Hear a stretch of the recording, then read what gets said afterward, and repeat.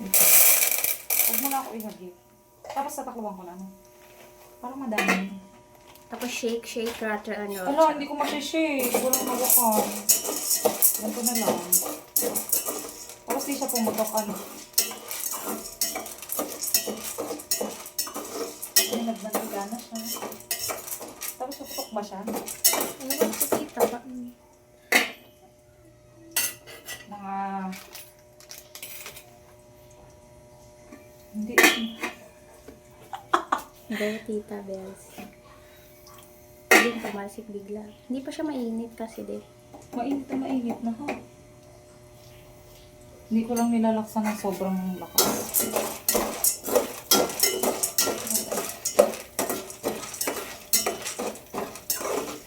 Tapos biglang makaputok. Haluin mo muna siguro pag na-absorb yung heat. Dami ba to? Sakto lang. Habang nagagawa ko ng marka. Wala na kayong butter, tita. Meron. Lalagyan ko. Huwag na. Ano na? May cheese powder naman. Saan ko ba? Tapos di siya pumutok. Yan na. Ayan na. Hala! Pumutok na siya. Hala!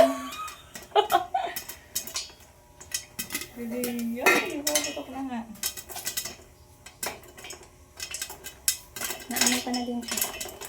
Rinig na. Pwede dito niya para makita din sa dito. Eh! Yun lang. Ayan na. Ayan. Ano? Ang galing. Ito na anak na. Bang, bang, bang. Ay!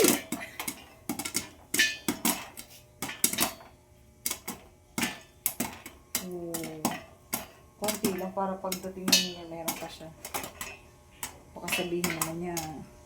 Bugi na naman siya. Meron pa Ano ba? ba nga amoy? Ano ba? Meron pa ba? Isang putok pa ba siya? Sana, wala na. Baka kasi nahulog. Wala na. Meron pa.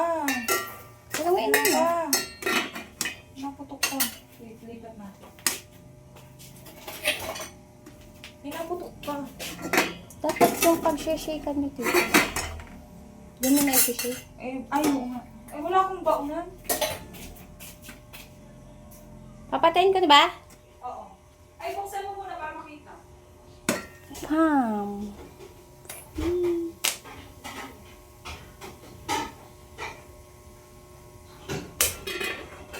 Ito na lang. Patayin ko na yung apoy, tita. Wag, meron pa. Yung video pa tayo.